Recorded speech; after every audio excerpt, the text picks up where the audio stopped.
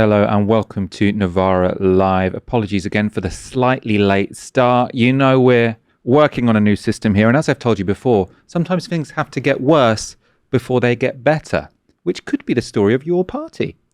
Some people think that after months of briefing against each other, that maybe this all coming to a head has now put the party on a better footing to sort of build from the ground up. Other people think it's a mess. I'll be speaking to Stephen Mefen, who was there for his perspective. I'm also joined throughout the show by Ash Sarkar. Ash, you didn't feel like going up to Liverpool? I didn't feel like going up to Liverpool. The main reason why I didn't feel like going up to Liverpool is because, as you well know, Michael, Novara has been working me like a donkey, and there are more treats, more surprises in the bag. So if you haven't already, audience, get tickets for the If I Speak festive show on the 16th of December at Earth in Hackney. You can get tickets on Dice. Yeah. You can't squeeze a drop more out of me. Please let a woman rest. Already got someone in the comments saying, mess, that's democracy. Don't worry, all of these points are going to get explored in this. This is not going to be a show where we dismiss what happened at the Your Party conference, especially because if you've read articles by my colleague Stephen Mefen, you'll know that he's actually sort of seen a lot of upsides from what has happened this weekend. Also, the great thing about Novara Media now is we're big enough that we can have a division of labour. So me and Ash weren't there in Liverpool, but Stephen was. We've got 2 great articles out by him. Also a brilliant short documentary by Richard Hames and Jonah Braverman. So do check those out. As ever, if you want to support our work, you can sign up at novaramedia.com/support, and do let us know your comments in the chat. Were you at the Your Party conference? What did you make of it? Are you happy with the outcome? Or do you think they've taken a wrong turn? Do let us know. The Your Party conference may have been chaotic, and after often very public spats, a lot of questions do remain about how it will function going into the future. But we do now have one piece of certainty: its name. Your party is the name of your party. Your party is now the name of your party. Again, the main complaint I hear about Your Party, which I don't actually mind as a name, is that it is difficult in conversation when you say, how do you think it's going with your party? If you're speaking to a Green member, that's obviously confusing, but I suppose it will have to be the party called Your Party in conversations, or the Your Party party, perhaps. Anyway, that decision has been made. And that was by far the least dramatic moment of the whole conference, which in many ways was the climax of a long-running feud between the party's 2 leading lights, Jeremy Corbyn and Zarah Sultana, and their competing visions for the new party. On Corbyn's side was a vision for a more traditional party with a single leader, which would be sort of led and directed, guided, let's say, by the independent MPs. On Sultana's side was a vision which would experiment with more bottom-up democracy and welcome in socialists of all shapes, sizes and sects. Her critique of those around Corbyn had long been that they were running Your Party in an authoritarian manner. And events on Friday probably did play into her hands. So on Friday afternoon, Socialist Worker Party National Secretary Lewis Neilson was sent a letter on the train to Liverpool telling him, along with several other SWP members, that's the Socialist Workers Party, that they had been banned from Your Party. Then at a Corbyn pre-conference rally on Friday night, members of the tiny revolutionary communist group were also physically ejected from the venue. And on Saturday, as the conference began, a young woman at the Stand Up to Racism stall was also hauled out, apparently because she was a member of the SWP. Now, those expulsions and the manner of them became one of the most contentious issues in the whole conference, because one of the questions members had been asked to vote on was whether members of other small parties should be allowed to join Your Party.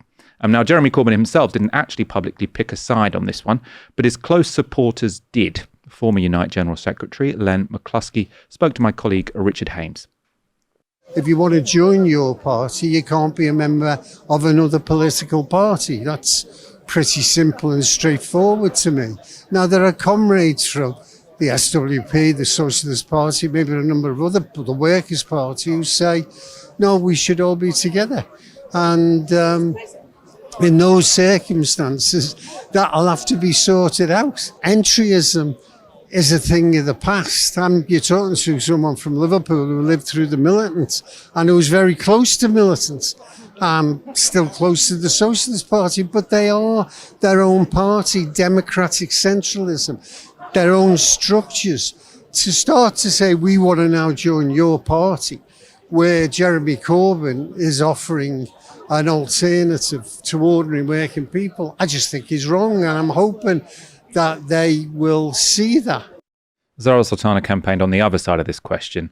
I mean, she actually made headlines doing it by deciding to boycott the first day of conference. We are not here to expel people. We are not here to build a culture of witch hunts. The decisions that have been made today have been undemocratic.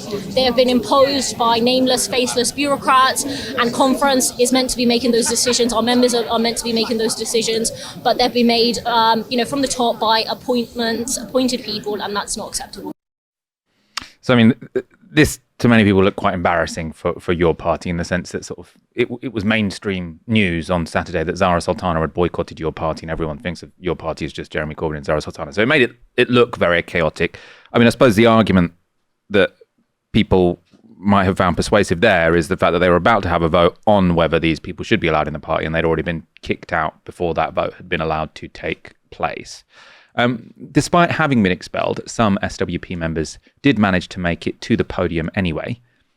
I joined your party like all you did. In the summer, inspired. I built it, I paid my direct debit. You know what happened to me yesterday at 4 p.m? Email telling me I was expelled. No discussion collectively here. I have come because I don't accept that. I think we want collective decision making running through, and this conference decides who's a member and who is not a member. We've heard the Greens might be allowed in. Why not the Socialist Worker Party? Now, there were quite a lot of moments like that shared on social media throughout the weekend where someone would get their audio cut, or it would go to an advert, which sort of did seem a little bit farcical. But again, I mean, I was surprised that it was ever even considered in the first place that the SWP would be allowed to join this organisation, because they are, as Len McCluskey said, a democratic centralist organisation. They're not a pluralist organisation, so I don't know why they'd expect your party to be one as well. But anyway, the second big vote was on the leadership structure of your party. So members are offered two options here: a single leader or a collective leadership model involving elected lay members. Again, this was contentious. Just days before the conference, the party, the nameless bureaucrats, sort of that Zarah Sultana is talking about, announced that co-leadership, so that's the model most people expected to be able to vote for, wasn't going to be an option for members. That seemed to leave the prospect of a drawn-out leadership election between Jeremy Corbyn and Zarah Sultana the most likely option. On this motion, Corbyn did publicly let his opinion be known. The collective leadership of a party, do you think that can work in practice? I think you need a important and accountable national committee for the party.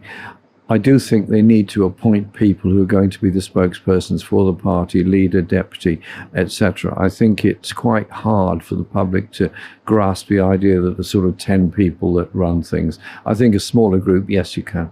But I really do want this party to get underway, and I'll give it all my energy to get it going and get it running. Sultana went a different way, so she plumped for collective leadership and putting herself on a collision course with Corbyn, and especially the people around him. And that was a gamble that paid off. So Sultana's option won the vote, with around 52% of the membership voting in favour of collective leadership and 48% for a single leader. Very close vote there. Sultana also got her way on dual membership. So nearly 70% of members voted to allow members of smaller and potentially fringe parties to join your party, with around 30% voting against. On both of those motions, just short of 9,000 people voted. There were 2,500 people at the conference in person. I'm joined now by my colleague, Stephen Mefen, who was at the Your Party conference. And we'll get on to those key decisions and sort of how that will shape the future of the party. Let's start though with vibes. How did you find your party conference? I just really loved it. I'm just going to be completely honest. I think, you can divide it up into lots of different ways. But, the people I met who are the members of the party, they were all really enthused and open and keen to be part of a process of like starting up, which is really a kind of remarkable thing. The largest explicitly socialist party in Britain since the 1940s at this point.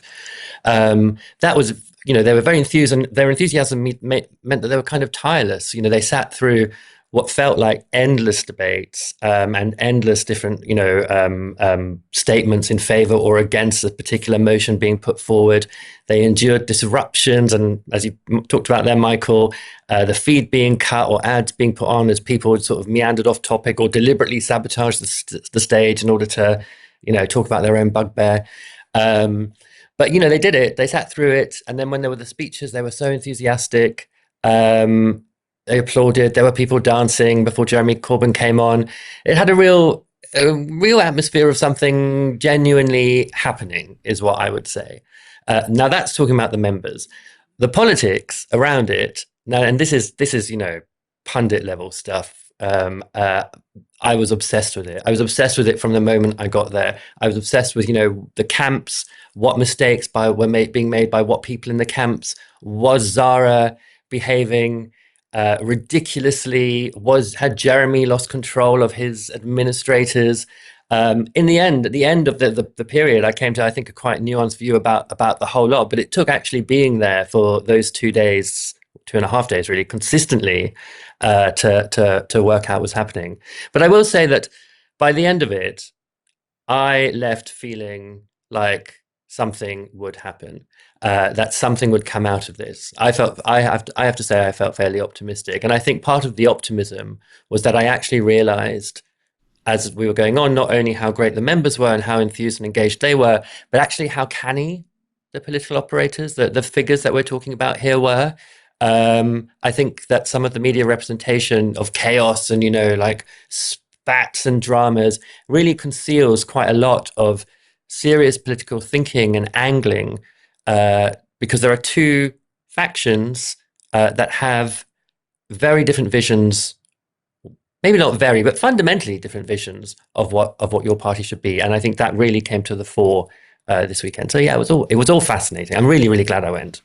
Yeah, I'm really glad you went, because I have to say my impression from sort of viewing it from afar was quite different to my impression after having spoken to you this afternoon and read your articles. So it's great to have you on the show. Let's talk about the outcomes, and let's begin with collective leadership. So my initial reaction to this is a mistake. A party shouldn't be run by committee. It should have an identifiable leader. That's how it can make decisions. That's how people can sort of identify with it. That's how it can sort of have a clear direction.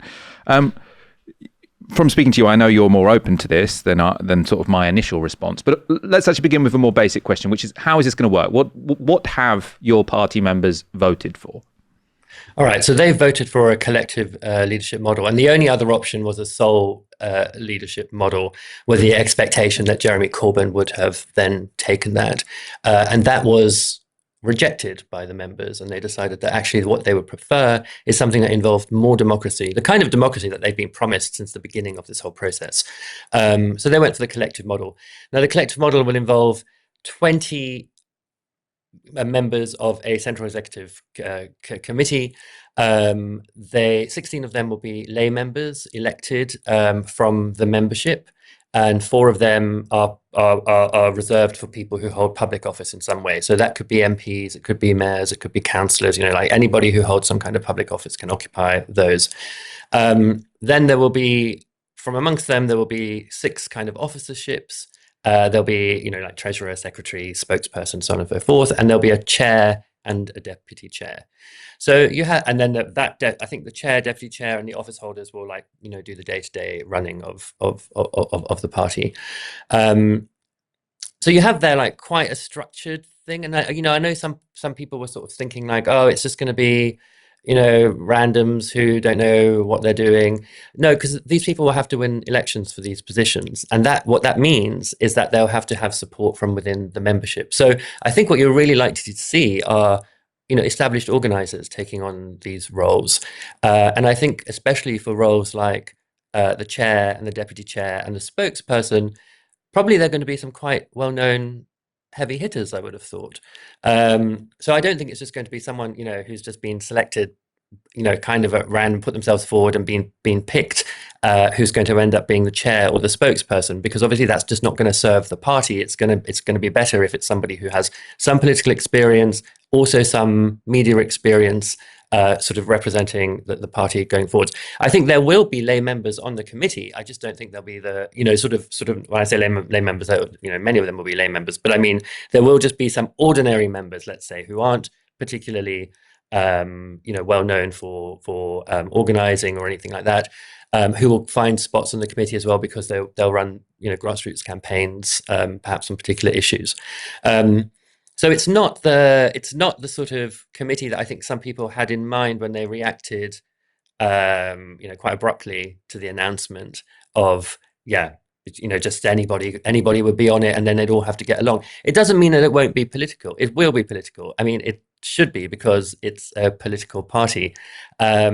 And it has a very activated membership who is politically involved in a lot of the decision making about who they delegate decision making responsibilities to. So those people who are elected to those positions, will be representative of the various kinds of blocks that they have been elected by, and that will create tensions, and it will require negotiation, and it will require disagreements to be forged.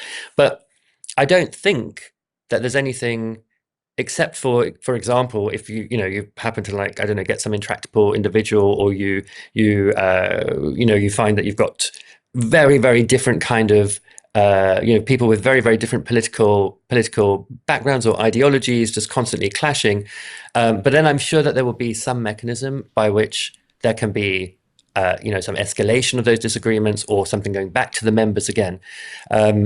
I think it's exciting, and I'm looking forward to it. And I think one of the things that was really clear at this conference is that people did not like backroom deals done by unelected officials. They wanted to be sure that decisions that were made by people that they delegate responsibility to are fundamentally accountable to the membership. And I think this is a model that might get you the closest you're going to get to that. Let's move on to the next decision. And I suppose these are related, because you said, that it might be that these are sort of experienced organisers who get elected to this collective panel. And I suppose because dual membership is now allowed, presumably that could include, the national organiser from the Socialist Workers' Party, and someone else from the Socialist Party, and then someone else from sort of Counterfire, or sort of various different left-wing groups who sort of have their own interests, their own traditions, often are seen as sort of principally interested in recruiting people to their own political parties with their own political agendas. These kind of things have also been tried before on the left, and they often haven't worked very well. Talk to me about dual membership. I suppose specifically, again, what have people voted for, and what do you see that meaning for the future of the party? So all that they've voted for at the moment is that people who are members of other parties can be members of your party. That won't go into action yet, because once the CEC is assembled, they will then, one of their first priorities will be to think about, okay, well, which parties are going to go on a list which we want to allow into your party? And that will be, as I understand it, based on shared values. Now, it might be that those shared values are very broad. It might be, because now in the constitution that the party is a socialist party, it might be that, okay, well, they have to be socialists in order to come in. And then you will have, I suppose you'll have like the Socialist Party, maybe the Socialist Workers' Party on this list of people who are allowed to come in. But that has to go to the members. The members have to vote and approve the list that's put forward by the CEC as the kind of, list of who will be allowed in. How it will work is a really, I think, interesting question. I mean, I spoke to a lot of different people about how they envisaged it working, and I also talked to people. I talked to the National Secretary of the SWP, Lewis Nielsen, about what their plans might be if they were let in. I'd start with like the different kinds of models. So, one model that was put forward by the Democratic Socialist Bloc, which is not a party, but a kind of bloc within your party. They were saying, well, it is just actually quite normal for a socialist party to have tendencies within it. And there's no difficulty with having those tendencies, with encapsulating them in the broader umbrella of your party. There's no problem with having them in there so long as that is completely transparent. So the real issue for them would not be, okay, there's some party here who maybe we disagree with, or we're a bit worried about their organizing or that sort of thing, but rather that they're doing it covertly, or they're not revealing that they're a member of that party, and that party affiliation should be completely open to every other member of the party. You should be able to sort of go and look another person up and see, oh, okay, they're also affiliated with whatever kind of party. So that seemed to be like one way of trying to deal with it, of just thinking, okay, there's sort of openness. Another is that lots of people are really confident on like branch work, being able to do a lot of work here. So you've got a branch in a sort of local community. People are your party members who come to branch meetings, and amongst the people in the branch, there's a kind of sense of like, okay, this person is doing something dodgy, so we're slowly going to exclude them from the kind of decision making, or that kind of thing, or we're not going to let them come near the decision making sort of processes. So relying on local knowledge is a way of filtering out entryists or saboteurs, or whatever. And then the other one is that you'd simply you would exclude parties, or you would have like a quite slim list of parties that you might allow to join. The big issue here is the SWP. People have a lot of suspicions about the SWP. I've seen people saying that they're kind of parasitic on movements or parasitic on organizations, and they sort of like absorb all the membership out of them and the energy out of them, and then they move on. There's obviously historical allegations of sexual assault allegations covered up. There are lots of issues around why the SWP is suspicious. But let me tell you about the SWP people that I spoke to. I spoke to, as I said, Lewis Nielsen, who's the national secretary. He was expelled on the train to Liverpool by email, and I said, look, what are your intentions here? And he said, well, what we want to be is part of this socialist movement. We are part of the socialist movement, whether people like it or not. Your party is a party for people in the socialist movement, so therefore it should be a party for us. And he said, look, we're not really interested in entryism. We're quite open about the fact that they're in the SWP. And then I pointed out to him that actually someone had gone up on the podium to say something and then revealed that she was in the SWP, much to people's surprise. And he was like, well, we don't wear it on our forehead, but we're not secretive about it. So I was, I don't know, but I will tell you that when I spoke to a lot of younger SWP members, so I sat next to one, a young woman at Zarah Sultana's pre-conference rally, and we were just sort of chatting, and she told me she was in the SWP, and I was asking her why she was interested in being in your party, and she kind of, she sort of, without saying in so many words, gave the sense that, well, if your party had existed, she wouldn't be in the SWP. That there was, that there was a kind of absence of a home for her as someone who was interested in socialism and interested in a kind of more radical politics when it comes to economic structures. There was nowhere for her to go. You couldn't go to the Labour Party, you couldn't go to the Green Party. There were only small parties to explore those ideas or to think about them with other people who were interested. And so she ended up in the SWP. And I think that might be the case for a lot of younger people in these parties, is that there was a time when the Labour Party was actually a useful home for people who were interested in socialism, even though it had itself rejected socialism as part of its constitution. Now it's not even a home for if you're interested in socialism. It's completely rejected it, not just from its constitution, but from its entire character. And so I can see why people have been drawn to these smaller parties in the last few years. And I don't necessarily think that they are hardcore committed to it. Certainly not as I was talking to people. I think there might be a much more loose and fluid flow. I mean, it could also be the case that they trial dual membership, that they have a mechanism for excluding groups if they start trying to do things, or that it comes back to the membership at some point at the next conference, for example. Finally, I mean, there's all these sort of individual sort of decisions that have been made. It seems to me that, I suppose, a vision has been decided for this party and what is the purpose of it. Because I suppose there was one vision for your party, which was a party to the left of Labour.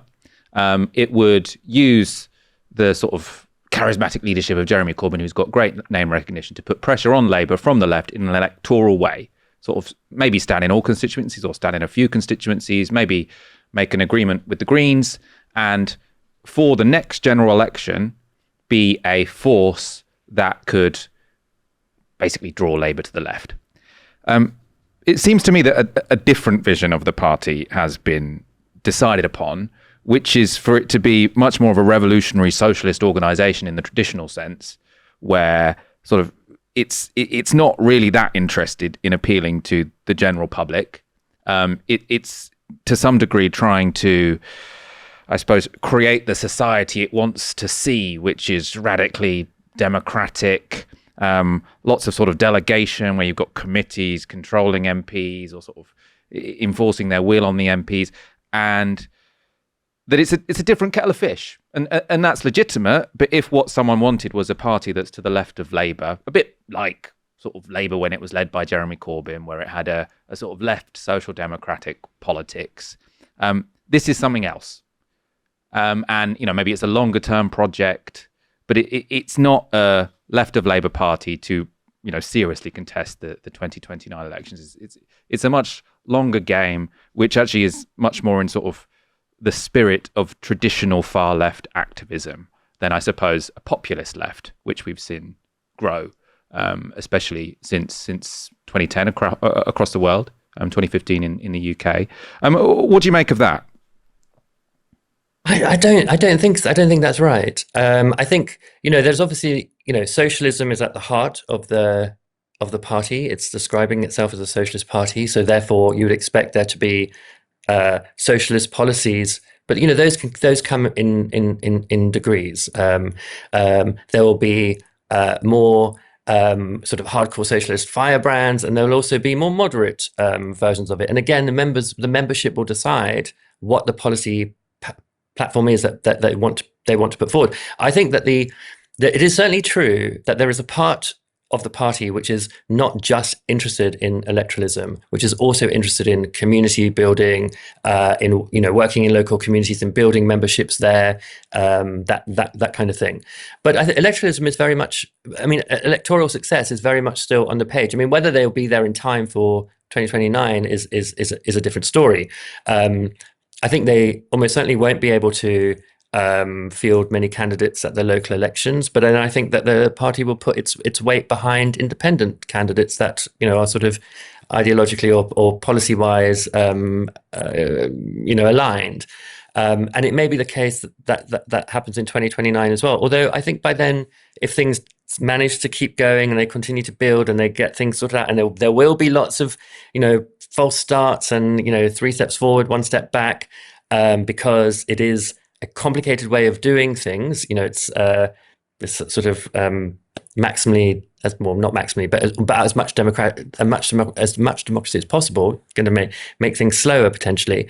But I think that it is the case that they want to do it. And I think part of what the argument that they want to make as they go out to an electorate is actually about capitalism, and that is a populist argument. That's a kind of argument that other populists have made. That the issue, that the reason that you're in the situation that you are is because there is something over here, a system, which is putting you there. So whether you're a right wing, if you're a right wing populist, it's some system that's putting you there, and you promise to break it.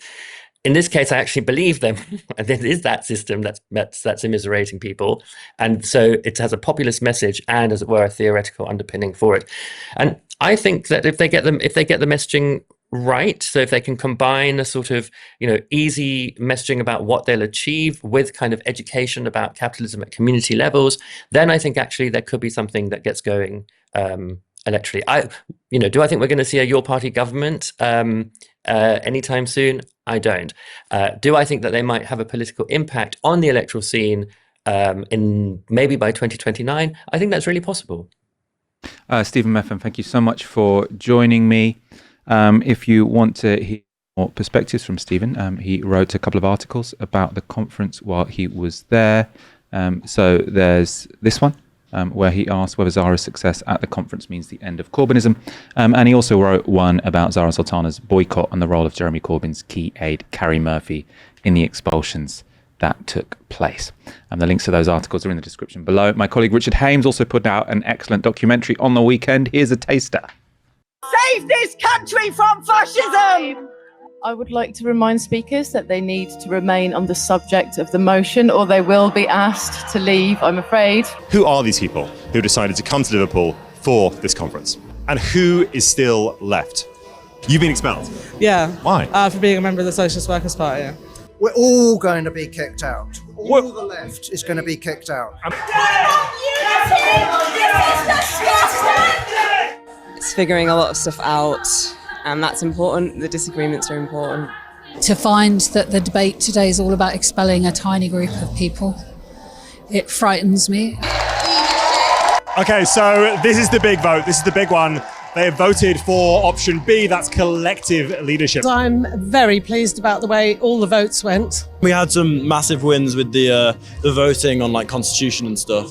You know, I feel a big, confidence in our ability to make change and make people's lives better. It's incredible that I finally come to a party where I'm able to be part of the democratic process, 100%. Are you feeling hopeful? Extremely hopeful. Your party is the name of your party.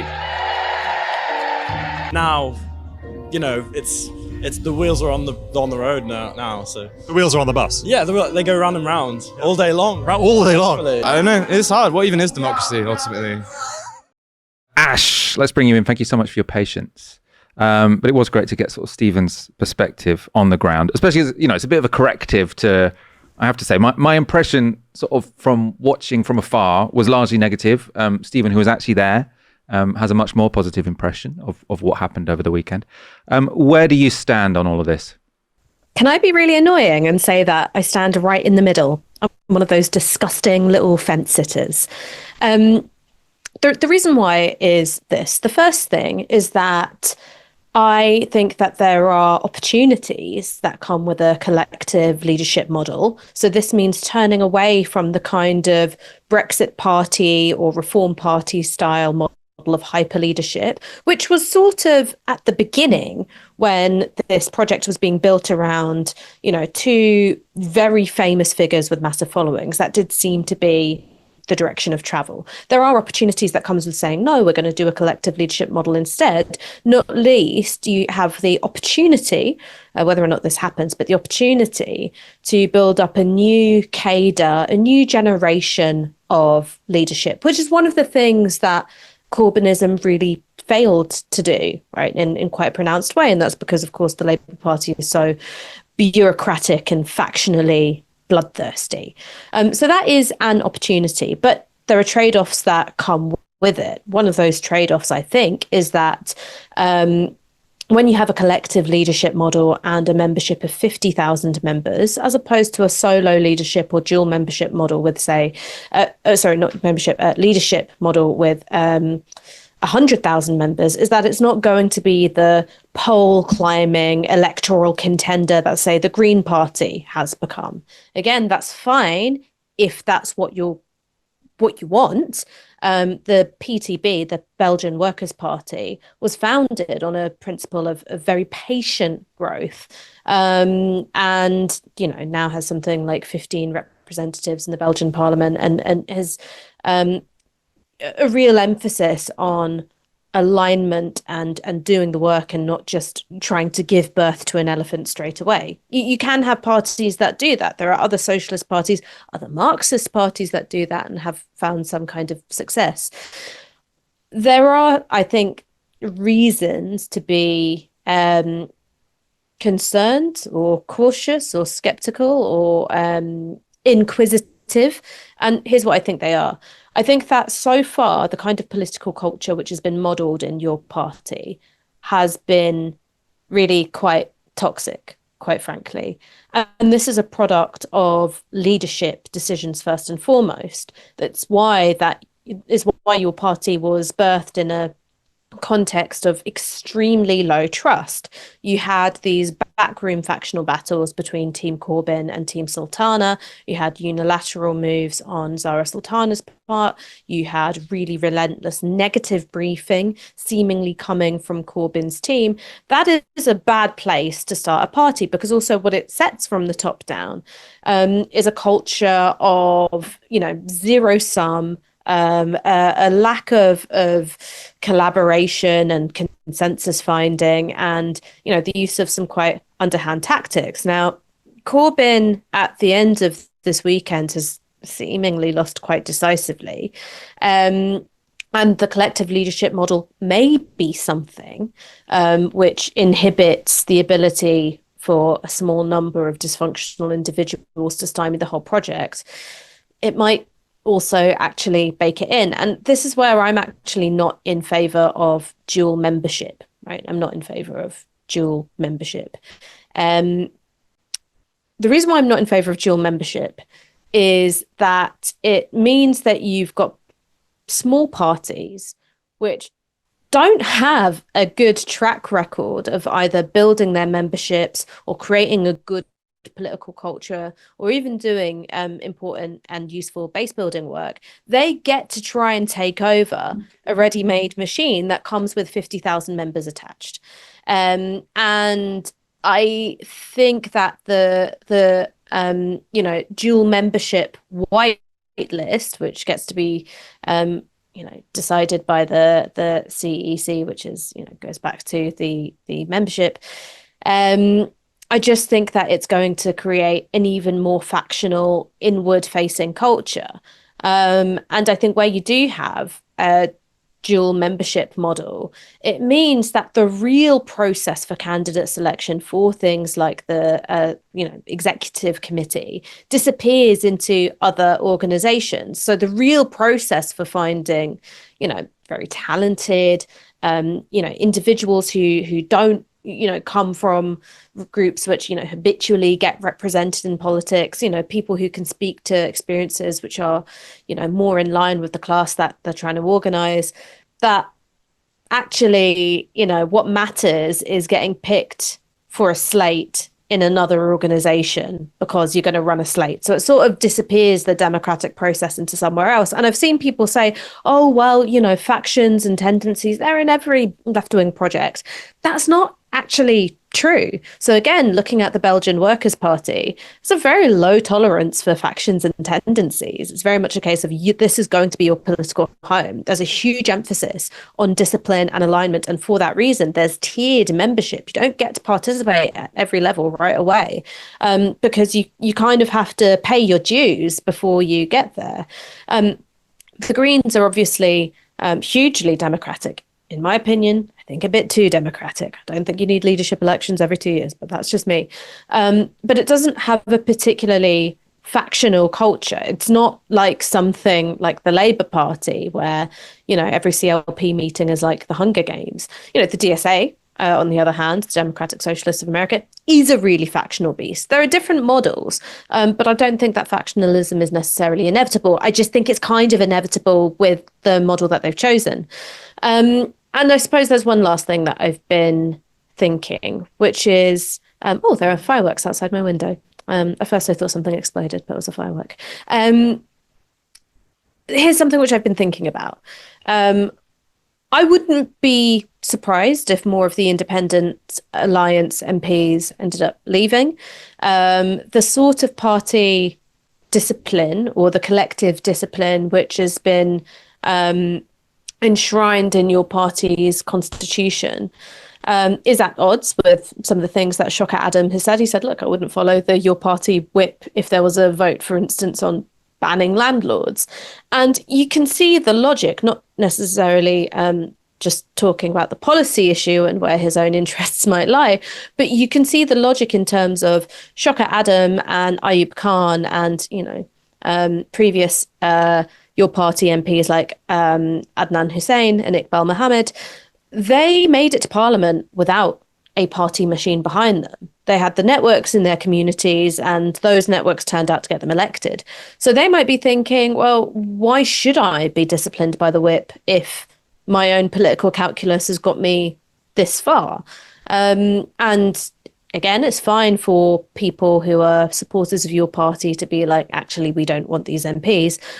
But I do worry a little bit about a political culture which becomes indifferent, perhaps, to where voters are at, which becomes so inward looking that you don't really care about people who aren't already part of your in-group. So those would be my reasons for skepticism, which I think puts me in between the relentlessly negative coverage and Stephen's more optimistic take. I thought you were going to say the relentlessly negative Michael Walker, but that's not exactly what I was going for. But you said the coverage. You were talking about the mainstream media, I assume there. We've talked a lot about organisational issues. Let's look at some more clips from the weekend, focusing, I suppose, on politics. What are I suppose your party doesn't have any leaders, but what are the most prominent people in your party saying when it comes to politics? And at the rally on the eve of the conference, Stephen asked Zarah Sultana about her message to the country.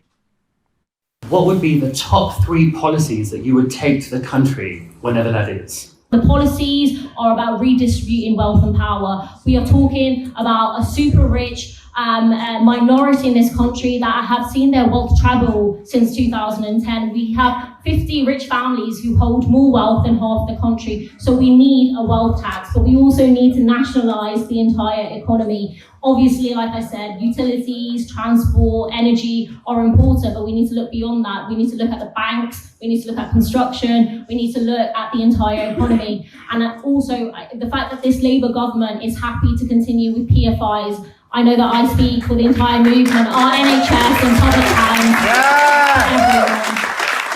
So no more austerity, no more local governments overseeing austerity. We are here to fight cuts. We're not here to oversee them. And so we will fight with communities on the issues that they care about, and our members will decide what those priorities are.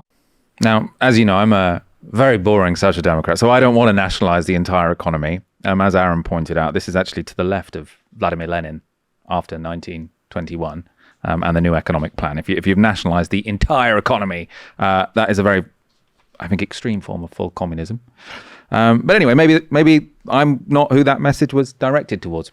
The following day, Zarah had a slightly more refined answer to the question of what sort of her free policies would be. She said they'd be backing free childcare, free public transport on a £20 minimum wage. So that's a bit more sort of Zohran Mamdani. You're focusing on free things that aren't necessarily that maximalist. Sort of in the context of that Mamdani, I suppose, project of putting forward free, key, memorable demands or offers, Richard put that same question to Jeremy Corbyn. What do you think those 3 points should be? Injustice in our society, housing, wages, public services, education, environmental sustainability in the world, and global peace and disarmament rather than the rush to war. Now, these need to be honed into something shorter and clearer, but you're quite right. If you go to any group of people with a 10-page manifesto, if you're really lucky, they might get to page 3. If you're really, really lucky. So you've got to have something that's straightforward and then develop the ideas from there. I do love Jeremy Corbyn. He's asked for, what are your free pithy things? And he gives a very long list of sort of any sort of value one could think of. But then he's got that capacity for self-reflection. It's like, actually, that will need to be honed down. So that was not the final offer from Jeremy Corbyn. There were also, of course, speeches to the conference floor. This is from Corbyn's speech on the first day of conference. We are a very diverse group of people and supporters. And that is the strongest way of attacking what the government is doing in creating a new, horrible, hostile environment for so many people within our society. The attacks on asylum seekers and refugees, the threats to people who are here with indefinite leave to remain, and the systematic abuse of those people that no will of their own have been put into asylum hotels. Our party, your party, this party, we have got to be in the forefront of the fight against racism and discrimination in any form whatsoever in our society. On the last day of conference, this is our last clip for you. This is Zarah Sultana giving what many were seeing as a victory, or at least a vindication speech to members. While politicians take money from poor kids and pensioners, everything gets difficult, so offshore bank accounts get fatter. The only thing that none of these old parties will ever say that there is enough room for everyone in this country, except for the rentiers who own Britain and charge us just for living in it. They are the real parasites, and it's about time they got taken on and taken down. That was Zarah Sultana.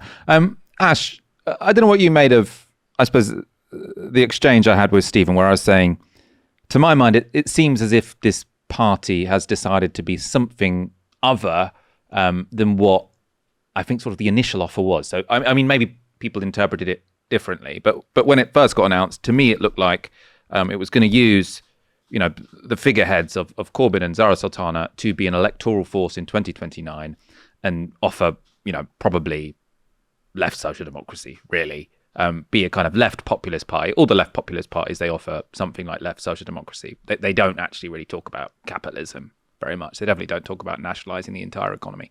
And this, to me, seems to be a different project. I mean, people have compared it to the Democratic Socialists of America, who are a fairly sort of ideological organisation, but who have created a number of very successful politicians, AOCs around Mamdani. I could see this becoming that. I suppose it's just difficult to see how that translates, because the DSA, they can stand candidates in the Democratic Party. So they've got sort of this scaffolding of a mainstream party, which they can use to go to the electorate. It's unclear to me how that would work here. But obviously, you work in the situation in which you find yourself. What kind of organisation do you think your party has decided to be? If you look at the composition of your party's membership, it actually doesn't really resemble the Democratic Socialists of America. And I'm going to tell you why. The Democratic Socialists of America started out as a really, really, really small organization. Its membership skewed a bit older, and it was, particularly when you look at the, mahoosive juggernaut that is American politics, it was tiny. Its membership explodes after Bernie's first run for the Democrat nomination. And part of it is just to do with SEO. It's just to do with search engine optimization. You had this sort of quite funny situation where you had this huge high profile politician talking about democratic socialism all the time. And lots of people going, yeah, well, that sort of sounds like my politics. I want to join a democratic socialist organization, Democratic Socialists of America. Aha, I'm going to join this one. And you had a massive influx, an absolutely huge influx of much younger members who are able to effectively recompose the entire organization. And when you look at what's going on with your party, it's not really that at all. If you want to look at a sort of influx of, young, millennial and younger, so millennial and, Gen Z, left-wing socialists and social democrats, that's actually something which is happening in the Green Party. So I think that that's a very different kind of set of opportunities and potential limitations that your party is facing, which is, sure, you might have people that go, all right, we want to be like the DSA and we want to do all of this sort of base building work and we want to build up candidates and, run them. But in terms of the circumstances that they ended up launching into, which is, trailing Zach Polanski, who has taken up that space to be the left of Labour electoral offering, it means that they had a much smaller membership than I think everyone thought that they were going to have when there were 800,000 signups. Obviously, that also had a lot to do with the abortive membership portal launch, amongst other things. So it's ended up with a smaller membership. And I think this is just me sort of doing a look at who was at the conference. Of course, I wasn't there. I think that new membership for your party probably skews a bit older than the new membership for the Green Party. So I don't think it is going to be like the DSA necessarily, who had this, big whoosh of membership. whatever it is that your party is going to turn out to be, I think at least for perhaps the next 6 months to 12 months, it's going to have to be more patient, a lot more patient in terms of its membership growth. It could look at doing the sort of community work that the PTB did. So the PTB running health clinics, and it's part of a theory of change where, because there's such low trust in politics for very good reasons, you try and establish the legitimacy of your political party before you even ask for anyone's vote.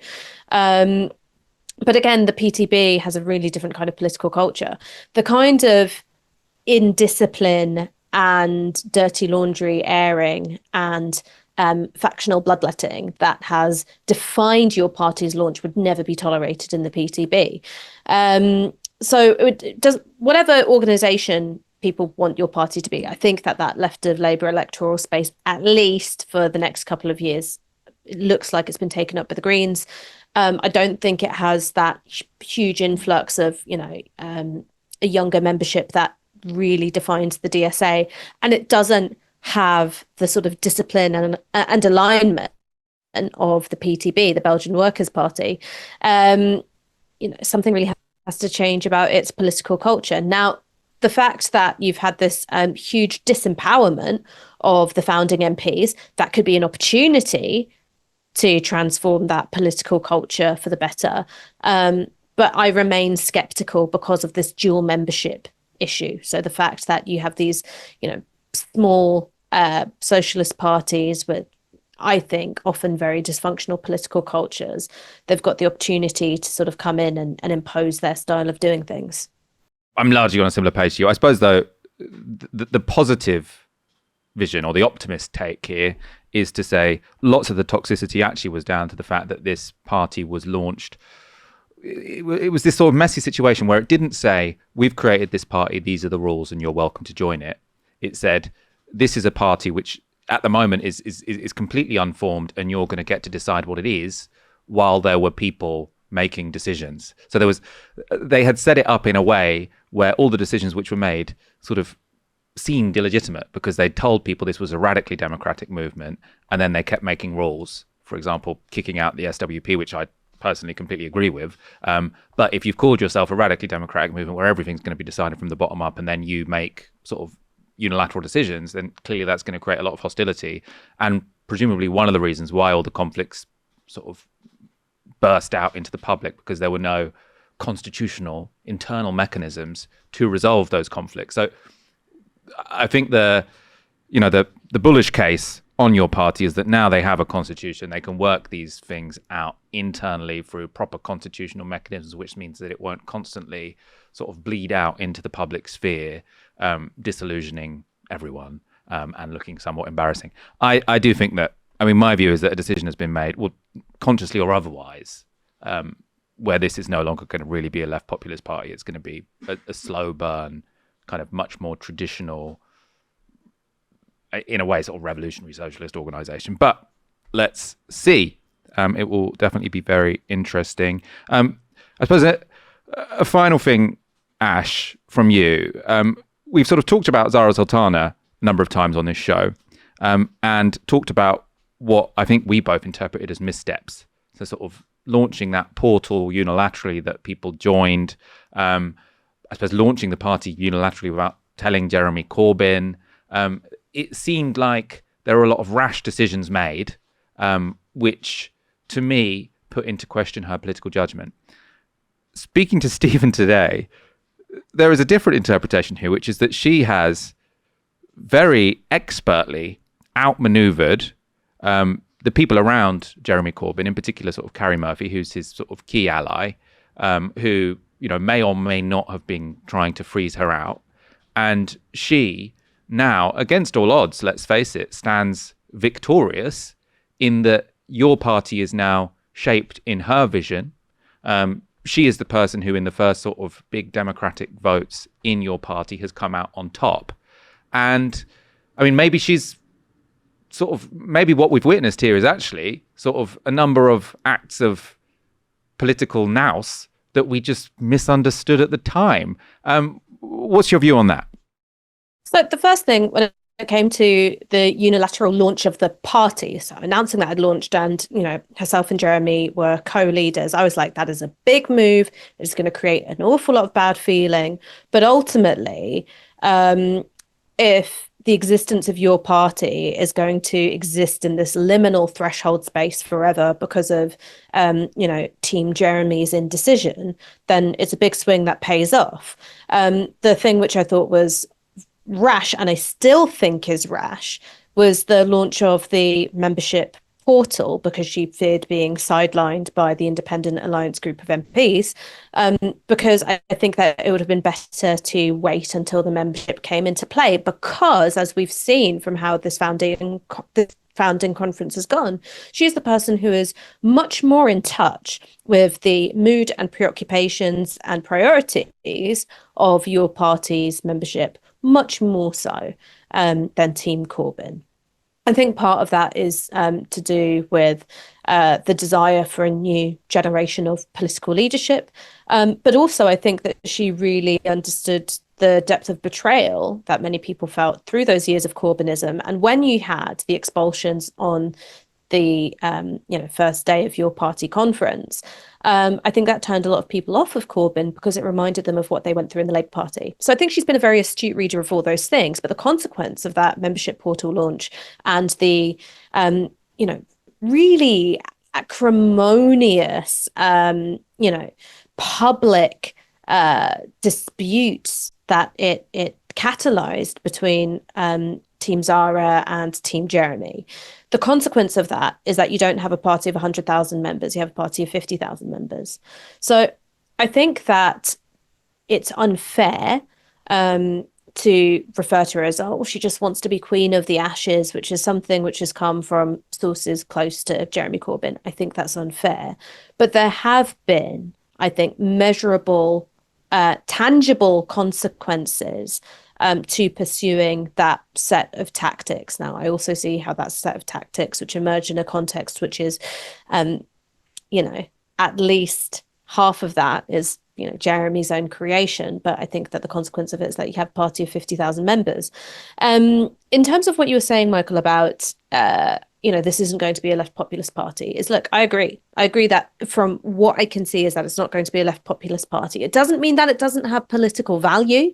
It doesn't mean that it doesn't have legitimacy, but it's not going to be a left populist party.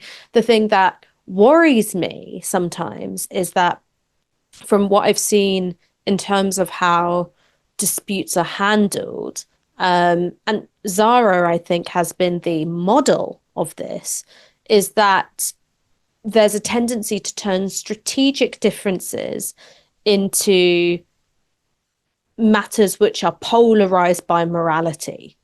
And I don't think that that is a healthy or a good political culture. It's certainly not something that helps you get to better strategies or more coherent strategies. And so what worries me is that rather than there being a level of honesty about, like, okay, we're actually not going to pursue a big electoral showing for this amount of time, because actually what we're going to do is build up power in these other ways, and we're going to base build in these ways, is that you have a sense of like, oh, well, we can just do it all, because you haven't had that sort of strategic trade-offs discussion. Because when you do try and introduce the idea of trade-offs of like, okay, but if you do this, it means you can't do this, or like if you really raise the salience of this issue, it might please your base, but it's going to alienate all these other people, is that it becomes a matter of, well, you don't belong here and you're not really part of the left.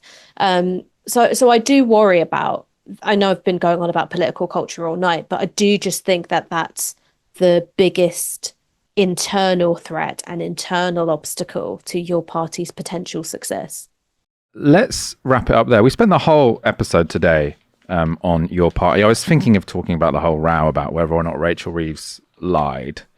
But to be honest, it's all very SW1. I think it might be the kind of story. Well, I mean, maybe Rachel Reeves will resign because of it, and then I'll have to eat my hat. But it also seems like a story which we might sort of forget about in a few weeks and not really care about.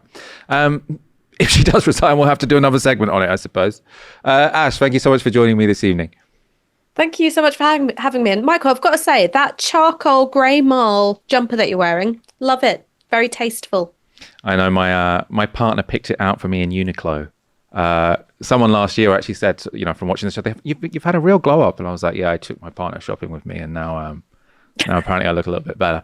I need to get him to take me out again, actually, because I've fallen off on some days, as you might have noticed. I've gone back to my old stuff.